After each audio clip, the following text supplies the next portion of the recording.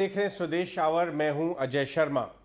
आज 18 स्वदेश पे एक खास पैनल डिस्कशन हमने प्लान किया है क्रूड ऑयल पे। क्रूड ऑयल के प्राइसेस एक बार तो 135 से नीचे आए, 125 से फिर और नीचे आए, और 110, 111, इनफैक्ट 108 पे भी आए और फिर वापस रिबाउंड कर गए।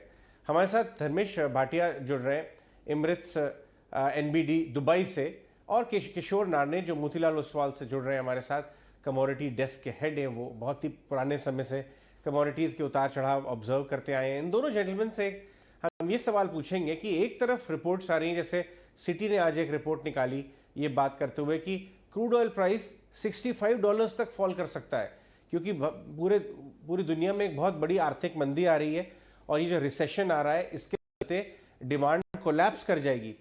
दूसरी तरफ कुछ और रिपोर्ट्स इंटरनेशनल एक हफ्ते पहले आई थी, वो बोल रहे हैं 300 के ऊपर भी जा सकता है क्रूड ऑयल, $300 के ऊपर, क्योंकि यूक्रेन रशिया इशू अभी इतनी आसानी से ख़त्म नहीं होने वाला है। तो हमने सोचा एक 360 डिग्री एनालिसिस आपके लिए रखें, डेटा टेबल पे क्या है और क्या प्रोबेबिलिटीज़ निकल के आ रही हैं। किशोर, मैं आपसे शुरुआत करना चाहूँगा।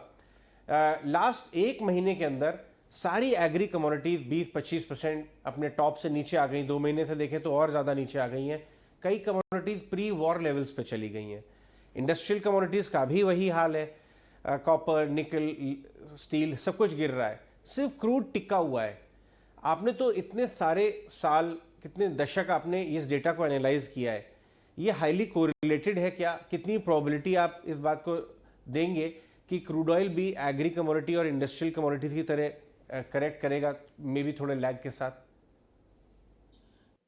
यहाँ पे I think crude entire commodity basket में एक ऐसा कमोडिटी है, ये डे टू डे कंजम्पशन और डे टू डे सप्लाई के ऊपर काफी हद तक निर्भर है। इसीलिए इसका वोलेटिलिटी भी ज्यादा होता है। इसका स्क्यूनेस टू प्रोडक्टिविटी और डिमांड के साथ है ना, इसका स्क्यूनेस काफी ज्यादा रहता है, बिकॉज इसका जो sensitivity is very high, because कि एनर्जी, एनी एनर्जी कमोडिटी, चाहे वो गैस हो, पावर हो या ऑयल हो, राइट, एनी एनर्जी कमोडिटीज, आपका स्टोरेज का एक लिमिटेशन होता है। You will not be able to store huge amount of quantities. मतलब आपको 6 महीना साल भर का जो कंजम्पशन है उतना आप इन्वेंटरीज मैनेज नहीं कर पाते। सो इन्वेंटरीज टिपिकली फ्यू डेज का इन्वेंटरीज होता है। आप ओईसीडी कंट्रीज का इन्वेंटरीज देख लीजिए, यूएस का देख लीजिए। If you exclude strategic petroleum reserves, आपको हार्डली 2 हफ्ते का इन्वेंटरीज मेंटेन होता है। कई जगह पे 2-3 महीने का इन्वेंटरीज होता है, विच इज द एक्सट्रीम मतलब रिच नेशंस का जो ये होता है। सो यहाँ पे any small change in demand और any small change in supply तुरंत प्राइस पे इम्पैक्ट करते हैं। बाकी कमोडिटीज में ऐसा नहीं। आप एग्रीकल्चरल कमोडिटीज में जाते हैं, डिमांड इज सिस्टमैटिक, कि लोगों का कंजम्पशन पैटर्न्स कैसा है, लोगों का इनकम लेवल्स कैसा है, डिस्पोजेबल इनकम ग्रोथ कैसा है, उस हिसाब से एफोर्डेबिलिटी के हिसाब से आपको डिमांड बढ़ता है। सप्लाई इज लाइक, आपने एक क्रॉप का सोइंग किया है, देन आपको 3 महीने 4 महीने के लिए उस क्रॉप को ऑब्जर्व करना है, कहीं पेस्ट आएगा कहीं नहीं आएगा, weather conditions, then you're absolutely, even if the best crop comes, you are limited to your sowing capacity only, right? और जहां तक अदर इंडस्ट्रियल मेटल से कितना टाइम लगता है एक माइन को कमीशन करने में वगैरह। So it's huge gestation period होता है कि डिपेंड जो changes in demand and changes in supply का इम्पैक्ट जो प्राइस पे आता है। सो क्रूड ऐसा नहीं। क्रूड आज दिन में अगर 10 बैरल 100,000 बैरल्स और 50,000 बैरल्स का अगर कंजम्पशन कम होते हैं, तुरंत नीचे आ जाएगा, और 50,000 बैरल से अगर कंजम्पशन बढ़ जाता है तो तुरंत ऊपर जाएगा। It's so tight market. और स्पेशली लास्ट 6 महीने में, जब से यूक्रेन एंड यूएस का वॉर शुरू हुआ है, उससे पहले ही हम लोग टाइट मार्केट से चल रहे थे। मतलब जो गैप है बहुत ही कम था, और लगभग 3 से 3.5 मिलियन बैरल का जो रशियन आउटपुट है वो क्वेश्चन पे आ गया था। उसका लॉजिस्टिकल कैसे उसको सैंक्शंस के बाहर निकाल के लेके आए हैं, उसके ऊपर काफी हद तक मार्केट टिका हुआ था। इनिशियली काफी पैनिक थे, पूरा ऑयल बंद हो जाएगा वैसा, एंड धीरे धीरे समझ गए कि नहीं, यूरोप पूरा ऑयल बंद नहीं कर सकते हैं, तो some of the oil, Russian oil will continue to flow. उसको डिस्काउंट करते करते जो पहले इनिशियल प्राइस रैली था वो करेक्ट हुआ। बट अभी जो स्टेबिलिटी वापस आया है, दैट इज शोइंग दैट कि अपने पास अब अगर देखें तो स्पेयर कैपेसिटी ज्यादा नहीं है। वो एक्चुअली जो क्रूड को $100 के ऊपर रखने में मदद कर रहे हैं। सेकेंड इज दैट कि अगर ग्लोबल रिसेशन आ रहा है तो कंजम्पशन कम होगा क्या। अगेन एनर्जी कमोडिटीज में रिसेशन का इम्पैक्ट काफी कम रहता है, स्पेशली क्रूड ऑयल में, because it's more retail oriented rather than the wholesale industrial commodity नहीं है। सो आई थिंक ये सारे फैक्टर्स ध्यान में रखते हुए इसका correlation with other commodities is not so high, but इसका खुद का जो skewness to demand and supply is very very high. Right. Dharmesh, आप तो जहां बैठे हुए हैं वो मिडल ईस्ट में बैठे हैं, आप दुबई में, ऑयल एंड गैस का हब है वो। आप क्या डेटा पॉइंट्स देख रहे हैं, क्या रीड कर रहे हैं? हाँ, हमें जानकारी ये मिल रही है कि यूएस में जो शेल गैस के ब्लॉक्स हैं, शेल ऑयल के ब्लॉक्स हैं, वो भी एक तरह से पॉजिटिव टर्न कर रहे हैं, क्योंकि उनकी कॉस्ट ऑफ प्रोडक्शन $60-65 ही आती है। वो बिजनेस में जंप करना चाहते हैं इस तरह के टाइट मार्केट में। वो कैसे बैलेंस करेगी? क्योंकि एक तरफ डिमांड डिस्ट्रक्शन का डर है स्लो डाउन से, दूसरी तरफ टाइट सिनेरियो है। अरामको के चीफ ने भी कहा कि कोई स्पेयर कैपेसिटीज नहीं है। बट जब हम ये बोलते हैं स्पेयर कैपेसिटी नहीं है, क्या हम शेल ब्लॉक्स की वायबल टर्न करने को भी एस्टिमेट में ले रहे हैं? देखिए, अगर आप कच्चे तेल की बात करते तो अगर आप कमोडिटी एसेट देखें तो कमोडिटी का कोई इंट्रिंसिक वैल्यू होता है। अगर आप कंपैरिजन कर रहे हो, आप फूड सप्लाई देख रही हो, आप कोई भी कमोडिटी देखो, जो आप एग्रीकल्चर कमोडिटी, उसका एक इंट्रिंसिक वैल्यू होता है जो जीरो नहीं होता। बट स्पेशली अगर आप देखिए कच्चे तेल में, जो उसने हाहाकार मचाया था 2020-21 में, कि प्राइस नेगेटिव चला गया था। पहली बार कमोडिटी मार्केट में इंट्रिंसिक वैल्यू नेगेटिव में चला गया था। यूजुअली ये अनइवन है, कभी देखा नहीं है कभी किसी ने। बट अगर आप देखिए करंटली मार्केट 120 पे 130 पे अगर टिका हुआ है, तो काफी सारे देश के आर्थिक चेंजेस देखने मिल रहे हैं प्राइस में। उनकी इकोनॉमी काफी आगे पीछे हो रही है, तो ये कंटिन्यू रह सकता है।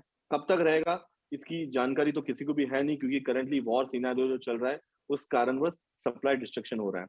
अभी जिस तरह यूएस ने अपनी स्ट्रेटेजिक रिजर्व जब निकाली थी, तब कच्चे तेल में आपको देखने मिला था प्राइस ऑलमोस्ट $10 से $15 की, यानी ऑलमोस्ट 10 से 15% की वॉलेटिलिटी दिखा चुकी थी। पर फिर से मार्केट ने एक रिबाउंड दिया। इसका कारण ये है कि उन्होंने रिजर्व तो निकाला है, बट इन्हें भरना भी पड़ेगा। तो वही हो रहा है कि मार्केट में जब भरना पड़ेगा तब वापस से मार्केट रिबाउंड हो सकता है। तो अभी करंट सिनेरियो में डिमांड सप्लाई जो वॉलेटिलिटी है वो बरकरार रहेगी। आर्थिक स्थिति में अगर देखो मैं मिडिल ईस्ट में रहता हूँ, कच्चा तेल यहाँ का ब्लड लाइन है। बट अगर आप डेटा या न्यूज देख रहे हो, हम यूएई में है, हमारा जो पेट्रोल का प्राइस है जो 1.5 दिरहम था, आज 4.5 दिरहम पे आ गया है with in the span of 6 month. हम एज इक्विवेलेंट एज इंडिया आ चुके हैं अभी, कि हमें कोई पेट्रोल फ्री में नहीं मिल रहा। तो जहां पे बन रहा है वहीं पे भी बढ़ ही रहा है। तो ऐसा नहीं कि मार्केट में बढ़ नहीं रहा है प्राइस। बट अभी ये कब तक इन्फ्लेशन स्टैगन करेगा, क्योंकि इसमें इन्फ्लेशन काफी हाई हो जाएंगे। और मार्केट में आप देखिए इस कारणवश जो अंडर डेवलपिंग कंट्री है और जो डेवलपिंग कंट्री, उन्हें काफी स्ट्रगल बैठना पड़ेगा। अगर आप इंडिया की देखिए, इंडिया का सिनारियो भी देखें तो 75 से ऑलमोस्ट 80 के स्तर आ चुके हैं रुपए में। बट अगर आप बाकी सारे देश देखें, आप बांग्लादेश देखिए, पाकिस्तान देखिए, श्रीलंका देखिए, नेपाल देखिए, उनकी करेंसी में 20 से 25% की पिटाई देखने मिली है। आप यन को भी देख लीजिए, जो यन $100 पे चल रहा था, आज 125 126 पे आ चुका है। 26% की पिटाई आपको यन में देखने मिली, जो सबसे सेफेस्ट हेवन वर्ल्ड का कहलाया जाता है कंपेयर टू गोल्ड। तो अगर ये सारे करेंसीज डेप्रिशिएट हो रहे हैं, क्योंकि उनको लग रहा है कि आगे जाके आर्थिक परिस्थिति काफी विपरीत होगी और एक्सपेक्ट करेंगे कि रिसेशन आएंगे, तो उन्होंने अपनी करेंसी ऑलरेडी डिवैल्यूएट कर चुके हैं। तो अभी मेरे हिसाब से अगर आप यूएस का देखें तो प्रेसिडेंशियल इलेक्शन, अगर आप बात करें स्टेट वाइज इलेक्शन, काफी सारे चेंजेस आ रहे हैं वहां पे। वो भी चाहते हैं कि कच्चा तेल 100 के निचले स्तर पर आ जाए। वो चाहते हैं कि ओपेक अपनी फुल कैपेसिटी पे प्रोडक्शन करे, सो दैट की सप्लाई बढ़े, और जो रूस से सप्लाई और यूक्रेन से जो इशू हो रहा है उसको हम अगर आप देखिए सेट ऑफ कर सकते हैं। तो ये अगर होता है तो डेफिनेटली कच्चे तेल में आपको 80-82 के स्तर आपको देखने मिल सकते हैं, जो काफी देशों के लिए फायदे का सौदा रहेगा। सब खुश रहेंगे, और मैं भी इच्छा हूं कि मार्केट नीचे आ जाए, सो दैट की स्टेबिलिटी आए मार्केट में, और इन्फ्लेशन कर्व हो जाए, और इंटरेस्ट में भी आपको एक कैप देखने मिल सके।